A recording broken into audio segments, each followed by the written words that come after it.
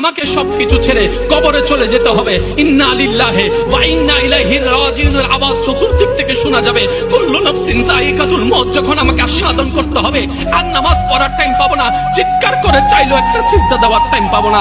কি আফসোস, কি আফসোস, কি আফসোস আমাদের জন্য, যারা আজকে কবরে শুয়ে আছে, তারা রবের কাছে ফরিয়াদ করছে, মাওলা একটা সুযোগ দাও, দুনিয়াতে গিয়ে একটা নামাজ পড়ে আসে, একটা সিজদা দিয়ে আসে।